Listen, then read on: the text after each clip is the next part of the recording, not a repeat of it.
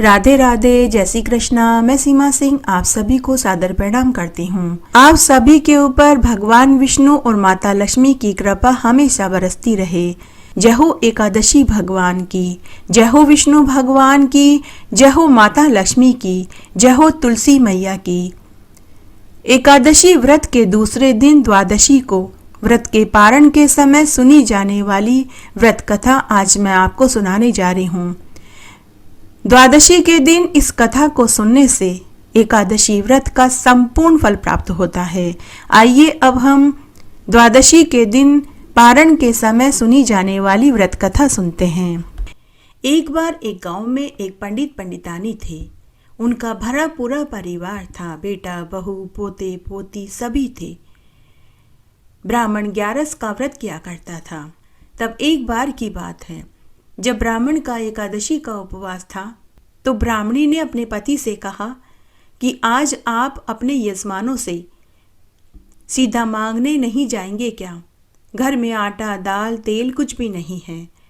तो ब्राह्मण बोला कि अरे भगवान, शायद तू भूल गई है, मैं एकादशी के उपवास के दिन सीधा मांगने नहीं जाता। तो ब्राह्मणी गुस्से से बोली कि आपका उपवास है, लेकिन मेरे पोते पोतियों का उपवास थोड़े ही है, हम सब क्यों आपकी वजह से भूखे रहें? तो ब्राह्मण बोला कि मुझे कुछ नहीं मालूम। तो ब्राह्मणी क्रोधित होते हुए बोली कि या तो आप सीधा मांग कर के लाइए, नहीं तो यह तुलसी का बिड़ला लीजिए और अपनी एकादशी को बेच कर के आइए। तो ब्राह्मण परेशानी में पड़ गया। वह तुलसी का पत्ता लेकर घर से एकादशी बेचने के लिए निकल पड़ा। वह मन ही मन सोचने लगा कि मैं एकादशी बेचने किसके पास जाऊं, कौन खरीदेगा? कि तभी रास्ते में उसे 10 साल की एक कन्या दिखाई दी। वह कन्या ब्राह्मण से बोली कि दादाजी दादाजी आप कहाँ जा रहे हैं? तो ब्राह्मण बोला कि बेटी, आज मेरा एकादशी का उपवास है, मेरे घर में आटा दाल तेल सब खत्म हो गया। मेरी पत्नी ने कहा कि मैं सीधा मांग कर के लाऊं, लेकिन बेटी मैं एकादशी के उपवास वाले दिन सीधा मांगने नहीं जाता। तो मेरी पत्नी ने मुझे कहा या तो मैं सीधा मांग कर के लाऊं या फिर मैं अपनी एकादशी को बेच दूं। तो बेटी मैं ये तुलसी का पत्ता लेकर एकादशी बेचने जा रहा हूं। तो वह कन्या बोली कि दादाजी, क्या कोई एकादशी भी बेचता है? और अगर आप बेचोगे भी तो कौन खरीदेगा? तो ब्राह्मण बोला कि बेटी जाता तो हूँ, देखता हूँ कोई न कोई खरीद ही लेगा। उसके बाद ब्राह्मण गली की नुक्कड़ पर जाकर बनिए की परचूनी की दुकान पर जाकर बैठ गया और मन ही मन सोचता रहा कि क्या करूँ, कहाँ जाऊँ, कौन मेरी एकादशी को खरीदेगा। पूरे समय ब्राह्मण बनिए की दुकान के बाहर चबूतरे पर बैठा रहा। सुबह से दोपहर हो गई, दोपहर से शाम होने वाली थी। तभी परचूनी की दुकान का मालिक बोला कि पंडित जी, आप सुबह से मेरी दुकान के बाहर बैठे हैं, न तो आप कुछ खरीद रहे हैं, नहीं आप कुछ बोल रहे हैं।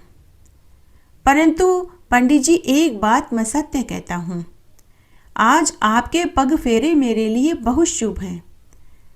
आज आपकी वजह से मेरी दुकान पर बहुत अच्छी बिक्री हुई है। मेरा तो रुपये से पूरा गल्ला ही भर गया।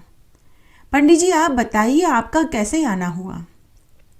तब पंडित जी बोला कि बेटा क्या बताऊं, कहने में शर्म आती है। तो दुकानदार ने कहा कि पंडित जी बताइए, शायद मैं आपकी कुछ मदद कर सकूं। तो ब्राह्मण बोला कि बेटा, आज मेरा एकादशी का उपवास है। उपवास वाले दिन मैं सीधा मांगने नहीं जाता। मेरी पत्नी ने कहा कि घर पर आटा दाल तेल सब कुछ खत्म हो गया है, मैं सीधा मांग कर के लाऊं, लेकिन मैंने अपनी पत्नी से मना कर दिया कि मैं एकादशी के उपवास वाले दिन सीधा मांगने नहीं जाऊंगा। तो मेरी पत्नी ने कहा कि या तो आप सीधा मांग कर के लाओ, नहीं तो यह तुलसी का पत्ता लो और अपनी एकादशी बेच दो और उन पैसों से आटा दाल तेल चीनी खरीद कर लाओ। इसलिए बेटा मैं यहाँ बैठा सोच रहा हूँ कि मेरी एकादशी को कौन खरीदेगा, मैं किसके पास जाऊं। तो दुकानदार मन ही मन सोचने लगा कि एक तुलसी के पत्ते में वजन ही कितना होगा, सिक्के 2 सिक्के लगेंगे, तो दुकानदार बोला कि पंडित जी लाइए, आपका तुलसी का पत्ता मुझे दीजिए, मैं आपकी एकादशी को खरीदना चाहता हूँ। तब ब्राह्मण ने तुलसी का पत्ता दुकानदार को पकड़ा दिया। दुकानदार ने तराजू के एक पलड़े में तुलसी का पत्ता रखा और दूसरे पलड़े में सिक्के रखने लगा। दुकानदार सिक्के रखता रहा, रुपए की गड्डियां रखता रहा। उसका पूरा गल्ला खाली हो गया, लेकिन तुलसी पत्ता वाला पलड़ा हिला तक नहीं। बनिया यह देखकर चकरा गया।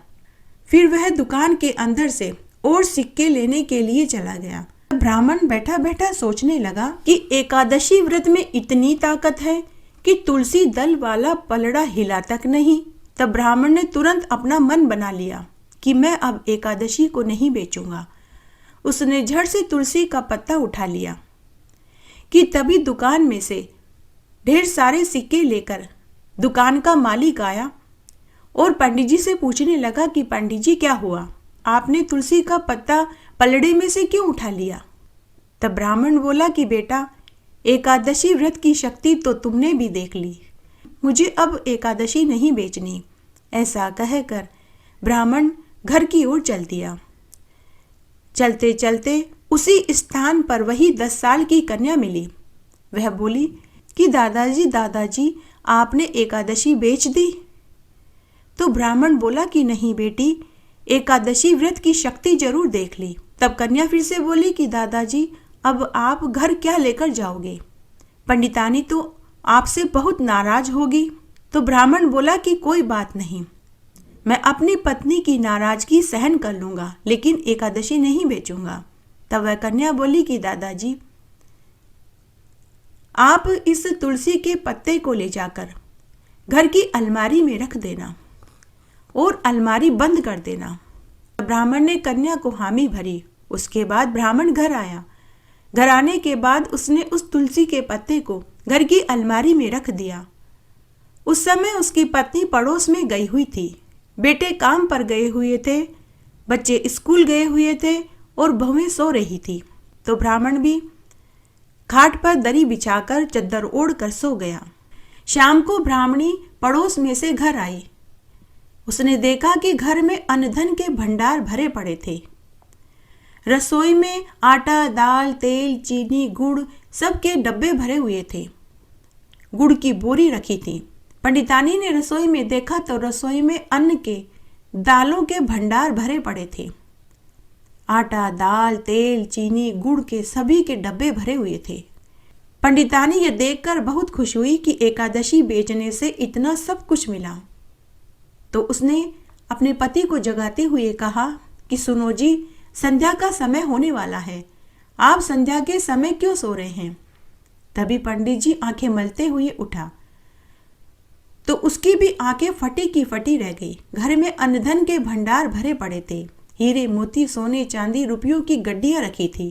पंडितानी पंडित जी से बोली कि देखा, एकादशी बेची तो हमारा घर अन्न-धन के भंडार से भर गया, हमारी गरीबी एक झटके में खत्म हो गई। तो पंडित बोला कि अरे ब्राह्मणी, मैंने एकादशी नहीं बेची और न ही यह धन दौलत मैं खुद लेकर आया हूँ। फिर ब्राह्मण ने रास्ते में मिली 10 साल की कन्या वाली बात और दुकान पर तुलसी का पत्ता बेचने वाली पूरी बात पंडितानी को बताई। पूरी बात सुनने के बाद पंडित और पंडितानी के दोनों के मुख से एक ही बात निकली, जय हो ग्यारस माता की, जय हो ग्यारस माता की। पंडितानी बोली कि वह 10 साल की कन्या और कोई नहीं, स्वयं ग्यारस माता थी। तब पंडितानी हाथ जोड़कर आकाश की ओर देखते हुए बोली कि हे ग्यारस माता, मुझे माफ कर दो, आज के बाद मैं कभी भी अपने पति को एकादशी बेचने की बात नहीं करूंगी और अब मैं स्वयं भी जोड़े से एकादशी का उपवास करूंगी। उसके बाद जब एकादशी तिथि आई तो दोनों पंडित और पंडितानी ने जोड़े से एकादशी का उपवास किया।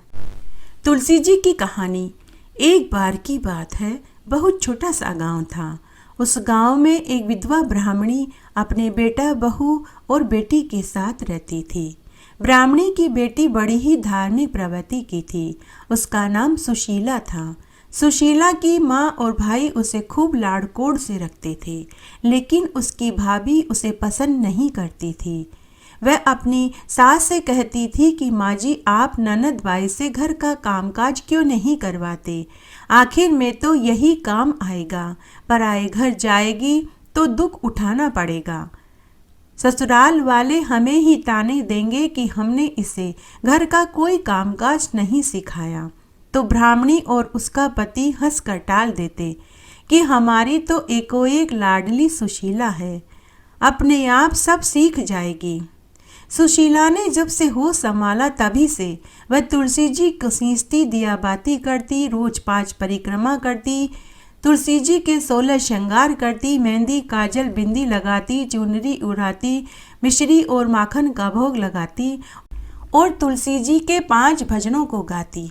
पूजा करने के बाद वो बोलती कि हे तुलसी माँ, सोने के लोटे में जल दो और लड्डवन का थाल दो। तो ऐसा कहते ही दोनों चीजें उसके सामने आ जाती। सुशीला उन्हें ले जाकर अपनी माँ को दे देती, जिससे उनके घर में कभी अन्न धन की कमी नहीं हुई। समय बड़ा खुशी खुशी बीत रहा था। जब सुशीला विवाह लायक हुई तो ब्राह्मणी ने अपने बेटे से कहा कि बेटा, तेरी बहन विवाह लायक हो गई है, इसके लिए अच्छा घरवर तलाश करो ताकि हम सुशीला का धूमधाम से विवाह कर सकें। तभी सुशीला की भाभी बीच में ही बोली कि माँ जी, मेरे तो एकोएक लाडली ननद है, इसके लिए तो घर वर मैं ही ढूंढूंगी। मेरी कौन सी 2-4 नंदे हैं, अपनी ननद के नेक 4 तो मैं ही करूंगी, मैं ही बन्नियां गाऊंगी। तब पति और सास ने कहा कि जैसा तुम ठीक समझो वैसा करो। तब भाभी अपने मन ही मन सोचने लगी कि अब आया ऊंट पहाड़ के नीचे, अब मैं अपनी मन की निकाल लूंगी। बरसों से वह अपनी ननद से खार खाए बैठी थी, तो उसने मन ही मन सोचा कि इसके लिए ऐसा गरीब घरवर ढूंढूंगी ताकि मेरी सास और मेरे पति को सबक मिल सके। तब भाभी ने एक गरीब से गरीब घर में सुशीला का रिश्ता तय कर दिया। तब ब्राह्मणी ने और उसके बेटे ने सुशीला का धूमधाम से विवाह कर दिया। जब सुशीला विवाह होकर ससुराल में पहुंची तो कोई वहां मंगल गीत गाने वाली महिलाएं नहीं थी, न ही किसी ने उसका आवभगत किया। ससुराल में केवल उसकी विधवा सासू और एक कुंवारी ननद थी। रात्रि में सुशीला ने दाल रोटी खाई और सो गई।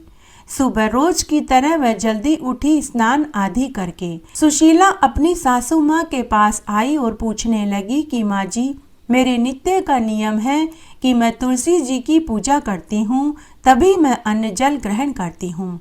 माँ जी, हमारे घर में तुलसी जी का पौधा कहाँ है? तो सास बोली कि बहू, हमारे घर में तो तुलसी का पौधा ही नहीं है। ऐसा करो, तुम अपनी ननद को साथ लेकर पड़ोस में चली जाओ, वहाँ तुलसी का पौधा है, तुम वहाँ जाकर पूजा कराओ।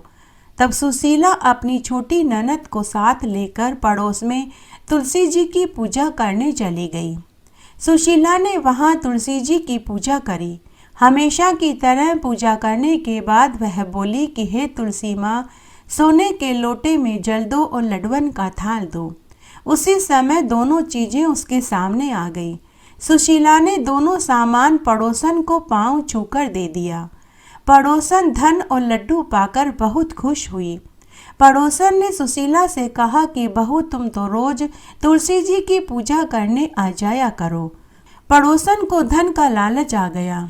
से ही सुशीला अपनी ननद के साथ घर आई तो ननद ने अपनी माँ को सारी बात बता दी। सास यह सुनते ही लाल पीली हो गई कि सोने का लोटा और लड्डुअन का थाल पड़ोसन को दे दिया। अब देखती हूँ कल कैसे पड़ोस में पूजा करने जाती है। दूसरे दिन सुबह जब सुशीला पूजा की थाली लेकर पड़ोस में तुलसी पूजा करने जाने लगी तो सास ने मना कर दिया। सास बोली कि बहू, कोई जरूरत नहीं है रोज रोज दूसरों के घर पूजा करने जाने की। बहू, तेरे मायके के रीति रिवाज यहाँ नहीं चलेंगे। चलो चुपचाप से घर के कामकाज में लग जाओ। सुशीला अपनी सास से कुछ नहीं बोली। उसने घर के चौके का सारा काम किया, झाड़ू पोछा किए, बर्तन किए, भोजन बनाया, सबको भोजन खिलाया, लेकिन उसने स्वयं अन्न जल ग्रहण नहीं किया, क्योंकि उसका नित्य का नियम था। वह तुलसी जी की पूजा करने के बाद ही अन्न जल ग्रहण करती थी। इस तरह 4-5 दिन निकल गए। तब एक रात्रि को स्वप्न में तुलसी माता ने सुशीला को दर्शन देकर कहा कि बेटी उठो, क्यों भूखी प्यासी हो? बेटी, तुम आजकल मेरी पूजा भी नहीं करती हो, नहीं तुम मुझे जल से सींचती हो, न घी का दीपक जलाती हो, न परिक्रमा करती हो, और नहीं तुम मीठे मीठे मुझे भजन सुनाती हो। तो स्वप्न में ही सुशीला बोली कि हे तुलसी माँ, मेरे ससुराल में तुलसी का पौधा ही नहीं है, पड़ोस में मुझे सासू ननद जाने नहीं देती। तब तुलसी माँ बोली कि बेटी, मैंने तेरे घर के आंगन में अपना वास बना लिया है, तुम अब रोज मेरी पूजा किया करो। ऐसा कहकर तुलसी माँ अंतर्ध्यान हो गई। सुबह जब सुशीला सोकर उठी तो उसे रात्रि के स्वप्न वाली बात याद आई। सुशीला भागी भागी आंगन में देखने गई तो वहां तुलसी का पौधा घेर गुमेर दूर तक फैला हुआ था, जिसकी हर लड़ी में सोने हीरे मोती लड़झर हो रहे थे। सुशीला देखकर बहुत खुश हुई।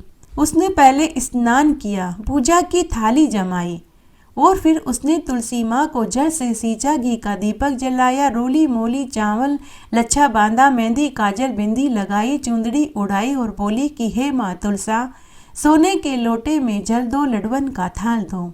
ऐसा कहते ही दोनों चीजें उसके सामने आ गई। सुशीला ने दोनों सामान ले जाकर अपनी सास को पांव छूकर दे दिया। सास और ननद आश्चर्य में पड़ गए कि यह सब कहाँ से आया। सुशीला ने उन्हें पूरी बात बताई। सासू ननद भागी भागी घर के आंगन में देखने आई तो तुलसी का पौधा धन से लड़झड़ हो रहा था। सास और ननद ने सुशीला के पांव पकड़ लिए। सुशीला ने कहा कि माँ जी, बाईसा, आप मेरे पांव मत पड़िए, उल्टी गंगा नहीं बहती, मैं आपके पांव लगूंगी, आप तुलसी माँ के पांव पड़िए। अब सास और ननद भी अपनी बहू के साथ तुलसी जी की पूजा करने लगी। कुछ ही समय में वे बहुत अमीर हो गए और कुछ ही महीनों में उनके घर में धन दौलत नौकर चाकर महल नुमा मकान हो गया। हाथी घोड़ा ऊंट बंगला मोटर गाड़ी जेवरा सब हो गए। वे अमीर लोगों की श्रेणी में गिने जाने लगे। जब पहली राखी आई तो भाभी का मन हुआ कि इस राखी पर ननद के ससुराल जाकर देखना चाहिए कि उसके क्या हाल हैं। जरूर ससुराल में धंधा पीट रही होगी, सूखे टिक्कड़ खाती होगी, फटे पुराने गुदड़े ओढ़ती होगी, फटी पुरानी साड़ियां पहनती होगी। तब भाभी अपने पति के साथ सुशीला के घर राखी बंधवाने पहुंचे तो सुशीला के ठाट बाट देखकर भाई को बहुत खुशी हुई, लेकिन भाभी की आंखें चकराने लगी, उसे तो चक्कर आने लगे। सुशीला अपने भाई भाभी से मिलकर बहुत खुश हुई। हे तुलसी माता, जैसे आपने सुशीला की पग पग पर मदद करी वैसी सबकी करना। कहानी कहने वाले की, सुनने वाले की और हुक्कारा भरने वाले की। एक बार बहुत छोटा सा गांव था। उस गांव में एक विधवा बुढ़िया माई अपने बेटा बहू के साथ रहती थी। उस बुढ़िया माई के पास खूब सारे मवेशी थे, जिनमें गाय भैंस और बकरियां थी, जिन्हें वह जंगल में चराने के लिए जाती थी। उनका दूध निकालती और बेचती थी और दही चाच और घी भी बेचती थी। उसका बेटा मजदूरी करता था। बुढ़िया माई इन सभी कर्मों को करने के साथ रोज भगवान शालिग्राम को स्नान कराती, पूजा पाठ करती और रोज सुबह शाम भोग बना कर के भोग लगाती। और जब भी मक्खन बिलोती तो मक्खन का भोग भी भगवान शालिग्राम को लगाती। सुबह शाम उसकी यही दिनचर्या थी। तब एक बार की बात है, बुढ़िया माई वैशाख मास में गंगा घाट पर गांव की औरतों के साथ वैशाख मास का स्नान करने के लिए जाना चाहती थी, परंतु उसने सोचा कि बहू इतना सारा घर का काम कैसे करेगी। गाय भैंसों और बकरियों का दूध निकालना, बेचने जाना, दही चाच और घी बेचने जाना, साथ ही जंगल में गाय भैंसों बकरियों को चराने के लिए जाना, घर की रोटी सब्जी झाड़ू बुआरी करना, गाय भैंसों के बाड़े की सफाई करना, उनके गोबर पोठे उठाना, उपले छानना और उसके बाद शालिग्राम भगवान की पूजा करना, आरती करना, सुबह शाम दीपक जलाना और भोग लगाना। बहू इतना काम कैसे करेगी, यही सोचकर बुढ़िया माई उदास होकर बैठ गई और एक टक शालिग्राम भगवान की तरफ देखने लगी। तभी उसका बेटा आया और अपनी माँ से उदासी का कारण पूछने लगा। बुढ़िया माई ने अपने बेटे को पूरी बात बताई कि गांव की सभी औरतें 1 महीने के लिए गंगा घाट पर वैशाख मास का स्नान करने के लिए जा रही हैं। मेरा भी बहुत मन है, लेकिन कैसे जाऊं? घर का बहुत सारा काम है, बहू अकेले कैसे करेगी? तब बेटे ने अपनी पत्नी को बुलाकर पूरी बात बताई तो बहू बड़े ही नेक दिल की, दयालु और सीधी सरल स्वभाव की थी। दुनियादारी की चालाकी उसे बिल्कुल नहीं आती थी। उसने अपनी सासू माँ से कहा कि सासू माँ, आप जरूर वैशाख मास का स्नान करने के लिए जाइए, मैं आपके पीछे से सभी काम कर लूँगी। तब बुढ़िया माई ने अपनी बहू को गाय भैंसों का पूरा काम समझाया कि दूध दही घी बेचना है, रोज सुबह जल्दी उठकर स्नान करके मेरे शालिग्राम भगवान को स्नान कराना है, पूजा करनी है, घी का दीपक जलाना है, आरती करनी है, दोनों समय भोग लगाना है। बहू ने सारा काम सासू माँ से समझ लिया। अब सासू माँ निश्चित होकर 1 महीने के लिए वैशाख मास का स्नान करने के लिए गांव की औरतों के साथ गंगा घाट पर चली गई। दूसरे दिन बहू जल्दी उठी। स्नान करने के बाद उसने शालिग्राम भगवान को स्नान कराया, कपड़े पहनाए, पूजा करी, घी का दीपक जलाया, अगरबत्ती जलाई, आरती करी और भोग में हलवा पूड़ी सब्जी बनाई और एक थाली में परोसकर पानी का लोटा रखा और बोली कि हे शालिग्राम भगवान, आप जीम लो और पानी पी लो, बाद में आकर मैं झूठे बर्तन ले जाऊंगी। अब मुझे घर का और भी काम करना है। ऐसा कहकर बहू गाय भैंसों और बकरियों का दूध निकालने और बेचने चली गई। वापस आई तो उसने देखा कि भोजन की थाली ज्यों की त्यों रखी हुई थी। उसने सोचा कि शायद मेरी पूजा में कोई कमी रह गई होगी, इसीलिए शालिग्राम भगवान ने भोजन नहीं किया। उसने वापस आकर आंखें बंद करके शालिग्राम भगवान की स्तुति करने लगी कि हे ठाकुर जी, अगर मेरी पूजा में कोई त्रुटि हो गई है तो मुझे माफ़ कर दो, लेकिन आप भोजन जरूर करो। उसने सोचा कि शायद मैंने पर्दा नहीं लगाया, इसीलिए भगवान ने भोजन नहीं किया। तब उसने मंदिर का पर्दा लगा दिया और बोली कि हे ठाकुर जी, अब आप भोजन कर लो, आपको कोई नहीं देखेगा, मैं थोड़ी देर में फिर आऊँगी। फिर से बुढ़िया की बहू घर का काम करने के लिए चली गई। थोड़ी देर बाद वह फिर से आई। उसने पर्दा हटाया तो देखा कि भोजन की थाली में भोजन ज्यों का त्यों रखा हुआ था। उसने फिर से कहा कि ठाकुर जी, अगर आप भोजन नहीं करेंगे तो मैं भी भोजन नहीं खाऊंगी, क्योंकि मेरी सास तो 1 महीने के बाद ही घर आएगी। अगर आप 1 महीने तक भोजन नहीं खाएंगे तो आप दुबले पतले, कमज़ोर और बीमार हो जाओगे और मेरी सास मुझसे नाराज होगी। अगर आप भोजन नहीं खाएंगे तो मैं भी नहीं खाऊंगी। तब बैकुंठ में बैठे हुए ठाकुर जी सोचने लगे कि बुढ़िया की बहू तो बहुत ही सीधे मन की है। अगर मैं भोजन नहीं खाऊंगा तो यह भी भोजन नहीं करेगी, मेरी वजह से इसे भी भूखा रहना पड़ेगा। तब शालिग्राम भगवान ने बाल रूप बनाया। छोटे छोटे हाथ पांव, पीले रंग का धोती कुर्ता पहने, हाथ पांव में चांदी के कड़ुले, गले में वैजंती माला, हाथ में छोटी सी लकड़ी की मुरलियां लेकर प्रकट हो गए और पूरा भोजन खाकर पानी पी लिया और बुढ़िया की बहू से बोले कि बेटी, मैंने भोजन खा लिया है, अब तुम भी भोजन खा लो। अब मैं तुम्हारी गाय भैंसों और बकरियों को चराने के लिए जंगल में जाता हूँ। तो बुढ़िया की बहू ने शालिग्राम भगवान से कहा कि हे भगवान, आप मेरी बकरियों को, गाय भैंसों को चराने के लिए क्यों जाएंगे, मैं खुद ही चरा लाऊंगी। तब शालिग्राम भगवान बुढ़िया की बहू से बोले कि बेटी, पूरे दिन तो मेरा यहाँ मन नहीं लगेगा, इसलिए मैं गाय भैंसे और बकरियों को जंगल में चराने चला जाता हूँ। इस प्रकार शालिग्राम भगवान सारे मवेशियों को जंगल में चराने के लिए ले गए। शाम को सभी मवेशियों को घर वापस ले आए और आते ही बोले कि बेटी, गरम गरम रोटी, दूध का कटोरा और मक्खन दे दो, बहुत भूख लगी है। बुढ़िया की बहू ने भगवान को आसन पर बैठाया, चौकी पर भोजन की थाली रखी और भोजन परोस दिया। ठाकुर जी ने भोजन किया और वापस मूर्ति में चले गए। अब रोज ऐसा ही होने लगा। 1 महीना कैसे बीत गया, बहू को तो पता ही नहीं चला। 1 महीने के बाद बुढ़िया माई तीर्थ यात्रा करके घर आई। घर आते ही सबसे पहले वह अपने शालिग्राम भगवान के दर्शन करने के लिए घर के मंदिर में गई तो उसे वहां शालिग्राम भगवान की मूर्ति दिखाई नहीं दी। बुढ़िया ने बहू से पूछा कि बहू, मेरे शालिग्राम भगवान कहाँ हैं? बुढ़िया की बहू बोली कि सासू माँ, आपके शालिग्राम भगवान हमारे मवेशियों को चराने जंगल में गए हैं, संध्या को ही लौटेंगे।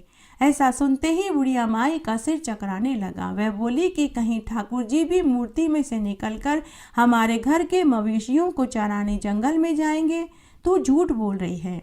सास बहू को जोर जोर से लड़ने लगी। तभी उसका बेटा भी आ गया। बुढ़िया ने अपने बेटे से कहा कि बेटा देख, तेरी बहू क्या बोल रही है। तेरे कहने से ही घर का सारा काम और मेरे शालिग्राम भगवान की जिम्मेदारी मैंने इसे सौंपी थी। अब तू ही पूछ, मेरे शालिग्राम भगवान की मूर्ति कहाँ है? तब बुढ़िया के बेटे ने अपनी पत्नी से पूछा तो बुढ़िया की बहू ने वही कहा जो उसने अपनी सास को कहा था। तो बेटा अपनी माँ से बोला कि माँ, जहाँ 1 महीने धीरज रखा तो शाम तक भी धीरज रख लो, सब मालूम चल जाएगा। संध्या हुई। भगवान शालिग्राम मवेशी लेकर घर आए। आते ही उन्होंने कहा कि बेटी, गरम गरम रोटी, दूध का कटोरा और मक्खन दो, बहुत भूख लगी है। शालिग्राम भगवान और उनकी आवाज सिर्फ बहू को सुनाई और दिखाई दे रही थी, लेकिन बुढ़िया और बुढ़िया के बेटे को न दिखाई दे रही थी, न ही शालिग्राम भगवान की उन्हें आवाज सुनाई दे रही थी। तो बहू बोली कि लो माँ जी, आपके शालिग्राम भगवान आ गए, अब आप खुद ही पूछ लीजिए। तो बुढ़िया और उसका बेटा बोला कि कहाँ हैं ठाकुर जी, हमें तो कुछ दिखाई नहीं दे रहा। तब बहू शालिग्राम भगवान से बोली कि हे ठाकुर जी, जैसे आपने मुझे दर्शन दिए वैसे मेरी सास और पति को भी दर्शन दीजिए, नहीं तो वे मुझे झूठा समझेंगे। तभी बुढ़िया व उसके बेटे को भी शालिग्राम भगवान के दर्शन हुए। दोनों भगवान के चरणों में गिर पड़े।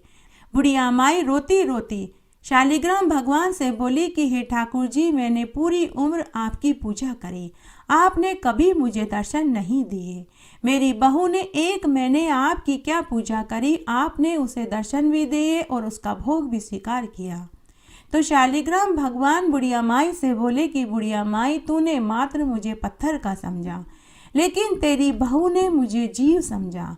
हे शालिग्राम भगवान, जैसे आपने बुढ़िया की बहू को दर्शन दिए, उसका भोग स्वीकार किया, वैसे हमें भी दर्शन देना और हमारे भोग को भी स्वीकार करना। घटती हो तो पूरी हो तो परवान चढ़े, भूले बिसरे नाम तेरे भंडार में भरे। एक बार एक नगर में एक ब्राह्मण अपनी पत्नी, बूढ़ी माँ और 3 बच्चों के साथ रहता था। वह ब्राह्मण अपने यजमानों के घर पूजा पाठ, हवन आदि करता था। बदले में वे उसे सीधा देते थे।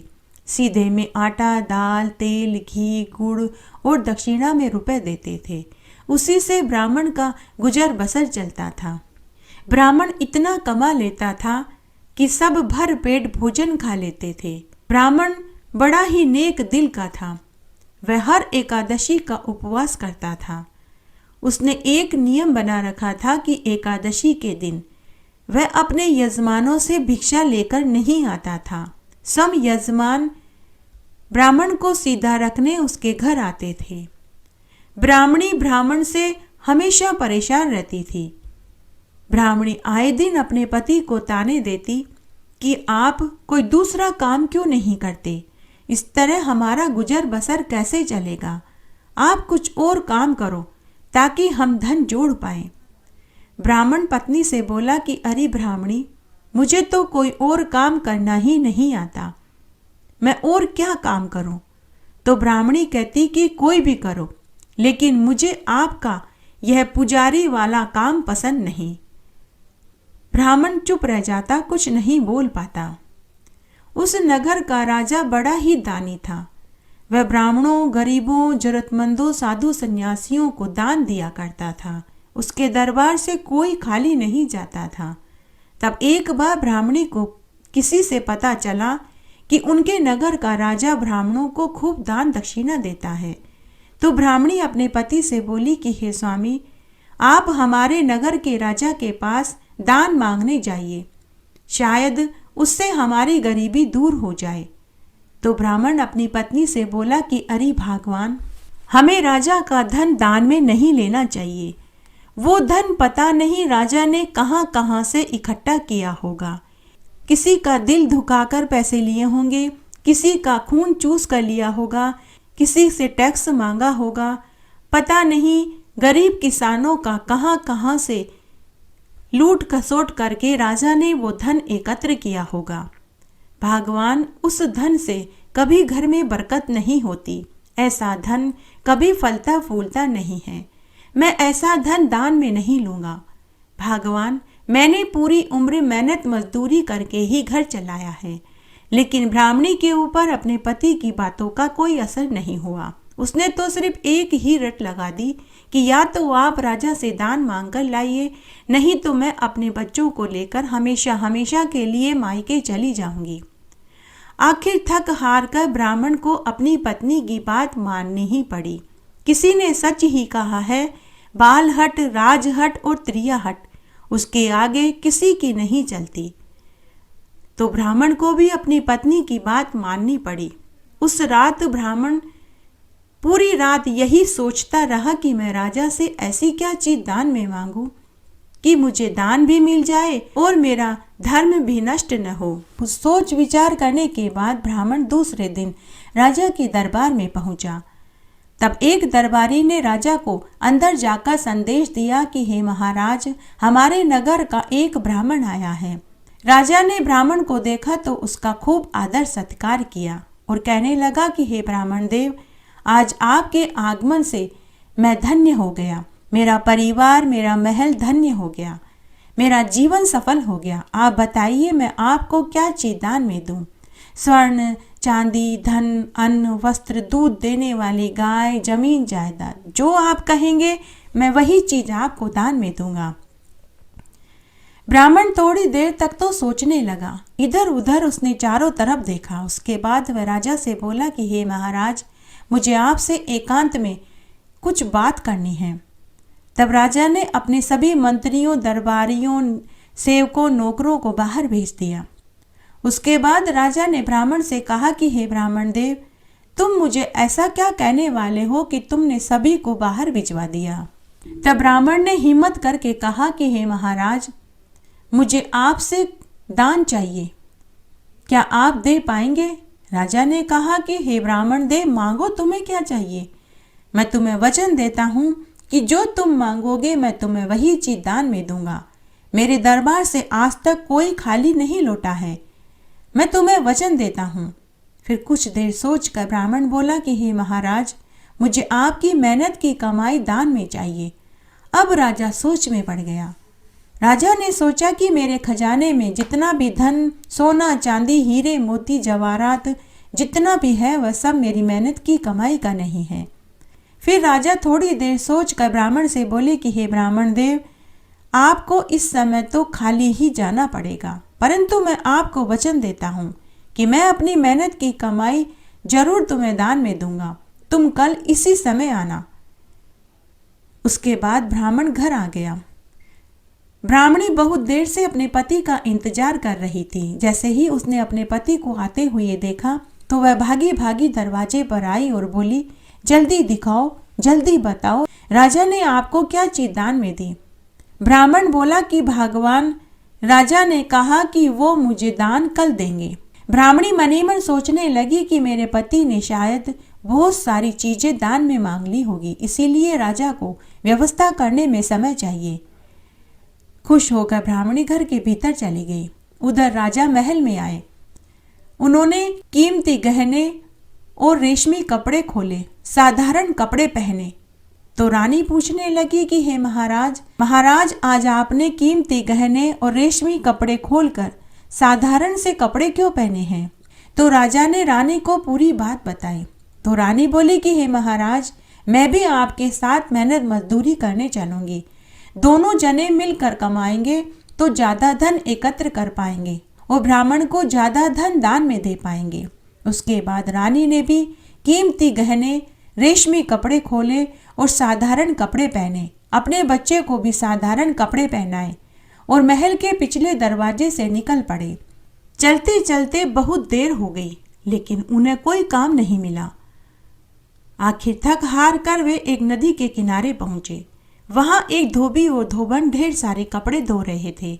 राजा रानी ने उनसे काम मांगा तो धोबी ने धोबन से कहा कि अरे भगवान, आज हमारे पास कपड़े बहुत ज़्यादा हैं और मौसम भी खराब है। ऐसा करते हैं, हम इनसे कपड़े धुलवा लेते हैं ताकि शाम होने से पहले सारे कपड़े धुल जाएं और धुल कर सूख जाएं। तो धोबी ने कहा कि अरे भाई देखो, मैं मजदूरी में 5 पैसे दूंगा। अगर तुम राजी हो तो करो, अन्यथा अपना रास्ता नापो। राजा रानी खुशी खुशी मान गए। अब राजा रानी कपड़े धोने लगे। आज से पहले उन्होंने कभी कपड़े धोए नहीं थे। तो धोबी और धोबन पूरे समय राजा रानी को डांटते रहे और बोले कि पता नहीं कहां से कपड़े धोने के लिए आ गए, कपड़े धोने तो आते नहीं हैं। राजा रानी चुपचाप धोबी और धोबन की डांट सुनते रहे। बीच बीच में बच्चा रोता तो रानी अपने बच्चे को दूध पिलाकर चुप करा देती और फिर से कपड़े धोने में लग जाती। पूरे समय वे डंडा मार मार कर कपड़े धोते रहे। शाम होते होते राजा रानी के हाथों में छाले पड़ गए। उनके हाथों में छाले देखकर धोबी ने धोबन से कहा कि अरे भगवान, जरा देख तो सही, इन दोनों के हाथों में तो छाले ही पड़ गए। लगता है ये बहुत पैसे वाले घर से हैं। इनके घर वालों ने लड़ झगड़ कर इन्हें घर से निकाल दिया होगा, इसीलिए पेट भरने के लिए ये कपड़े धोने आ गए। तो धोबन ने कहा कि हाँ जी, आप सच कहते हो, इन बिचारों के तो एक दिन में ही हाथों में छाले पड़ गए। ऐसे तो ये क्या कमा पाएंगे, कैसे अपना पेट भर पाएंगे।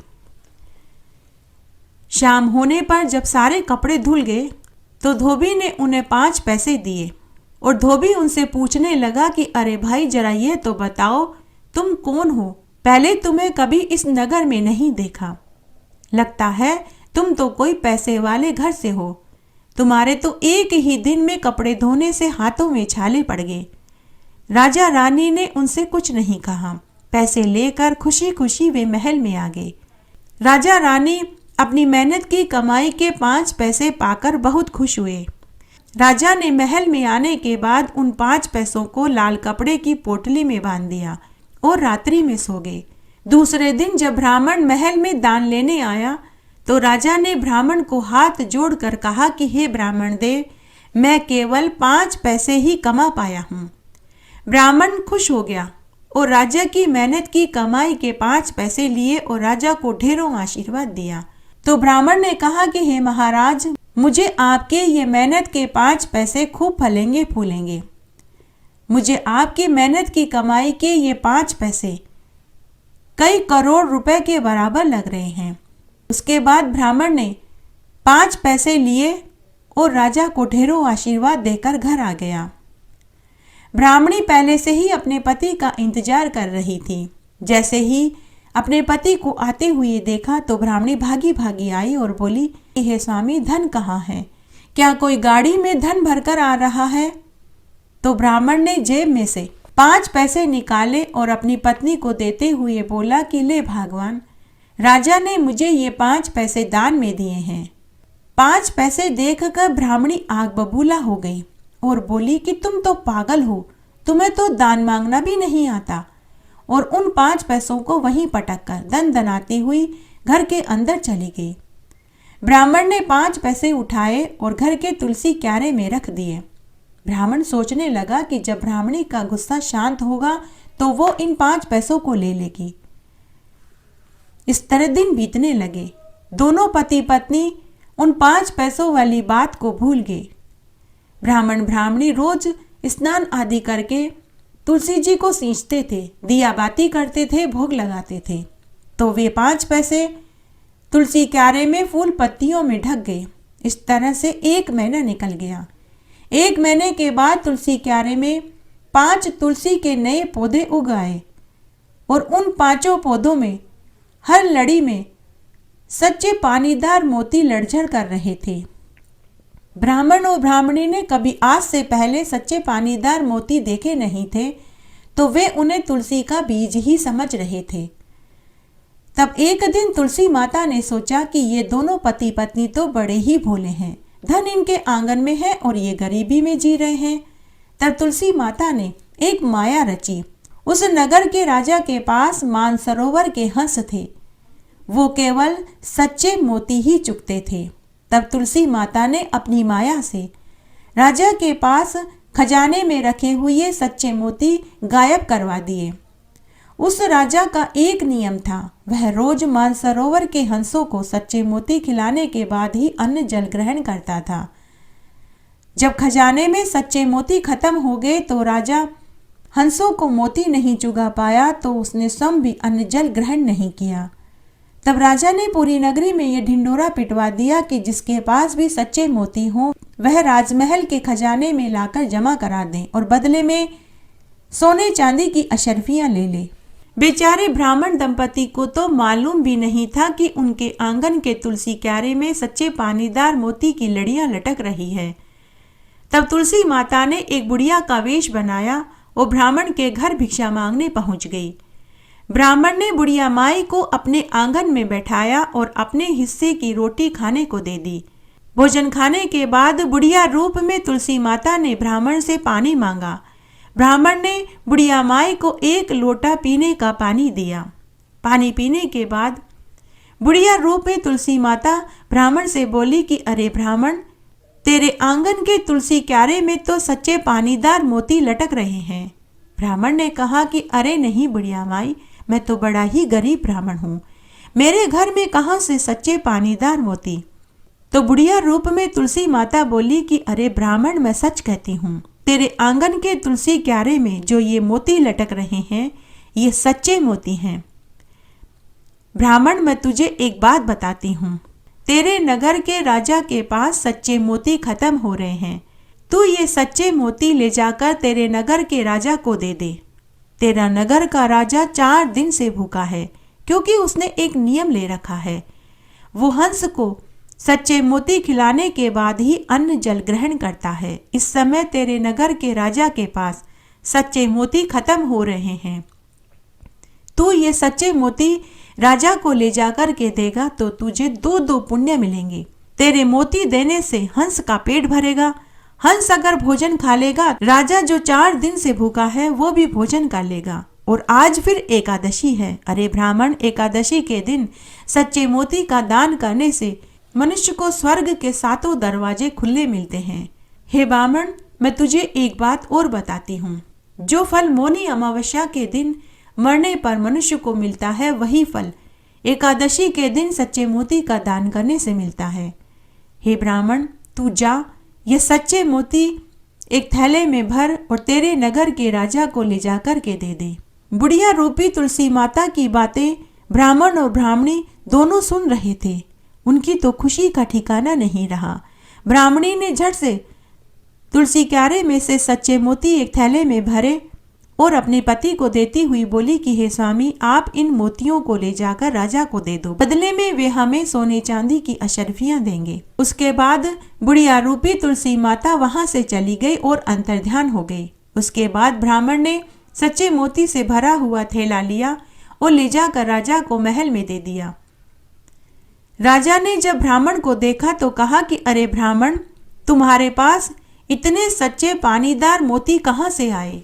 अभी कुछ दिन पहले ही तो तुम मुझसे भिक्षा मांगने आए थे।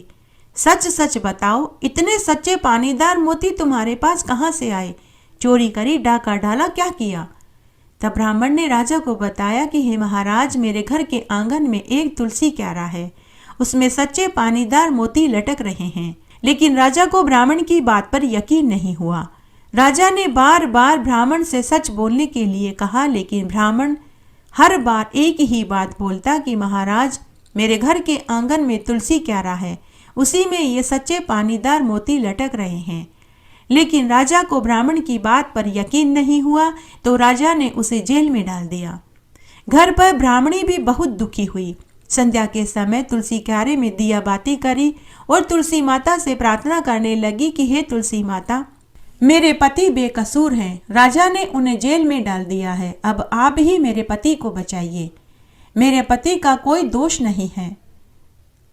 तब उसी रात्रि को तुलसी माता ने राजा को स्वप्न में दर्शन देकर कहा कि हे राजा, तुमने आज एक निर्दोष ब्राह्मण को जेल में डाल दिया, वह बेकसूर है, उसके आंगन में एक तुलसी क्यारा है, उसी में सच्चे मोती लटक रहे हैं, मैं तुलसी माता हूँ। अरे राजन, तू उस ब्राह्मण को आदर पूर्वक छोड़ दे और साथ ही उसे खूब सारी दान दक्षिणा भी दे। उसके बाद तुलसी माता ने राजा से कहा कि हे राजा, यह सारी माया मेरी ही फैलाई हुई है, मैंने ही तेरे खजाने में से सच्चे मोती गायब करवाए थे, मैंने ही ब्राह्मण को सच्चे मोती लेकर तेरे पास भेजा था। अरे राजा, तूने जो ब्राह्मण को अपनी कमाई के 5 पैसे दिए थे, ब्राह्मण ने उन पैसों को तुलसी क्यारे में रख दिया था, उन्हीं 5 पैसों से उसके तुलसी क्यारे में 5 पौधे उगे, उन्हीं में सच्चे पानीदार मोती झिलमिला रहे हैं। हे राजन, तू उस ब्राह्मण को सुबह होते ही आदर सहित जेल से छोड़ दे, नहीं तो मैं तेरा ये सारा वैभव सुख संपत्ति सब बर्बाद कर दूंगी। सुबह जब राजा सोकर उठा तो उसे स्वप्न वाली बात याद आई। तब राजा ने अपनी स्वप्न वाली बात अपनी रानी, मंत्रियों और अपने गुरु को बताई। तो राजा के गुरु राजा से बोले कि हे राजन, उस ब्राह्मण के ऊपर तो तुलसी माता का आशीर्वाद है, हे राजन, तुम उस ब्राह्मण को छोड़ दो, साथ ही तुम उसे खूब सारी दान दक्षिणा भी दो। उसके बाद राजा रानी ने ब्राह्मण को जेल से रिहा कर दिया और अपने साथ रथ में बैठा करके उसे घर तक छोड़ने आए। सब राजा रानी ने ब्राह्मण के आंगन के तुलसी क्यारे में जाकर के देखा, फूल पत्तियां हटा कर के देखा तो तुलसी की जड़ में उन्हें अपनी मेहनत की कमाई के 5 पैसे दिखाई दिए। अपनी मेहनत की कमाई के 5 पैसे देखकर राजा रानी बहुत खुश हुए। उन्होंने ब्राह्मण को खूब सारा धन, जमीन, जायदाद दिया। उसके बाद राजा ने पूरी नगरी में ये ढिंडोरा पिटवा दिया कि सभी मनुष्य को मेहनत की कमाई खानी चाहिए, मेहनत की कमाई से ही बरकत होती है, मेहनत की कमाई से ही धन बढ़ता है, जैसे कि ब्राह्मण का बढ़ा। साथ ही उन्होंने कहा कि प्रत्येक मनुष्य को एकादशी का व्रत करना चाहिए, घर के आंगन में तुलसी का क्यारा होना चाहिए, रोज सुबह तुलसी जी को सींचना चाहिए और सुबह शाम दिया बाती करना चाहिए और भोग लगाना चाहिए। हे तुलसी माता, जैसे आप ब्राह्मण के ऊपर फली फूली, वैसे सबके ऊपर फलना फूलना, कहानी कहने वाले के ऊपर, सुनने वाले के ऊपर और हुकारा भरने वाले के ऊपर।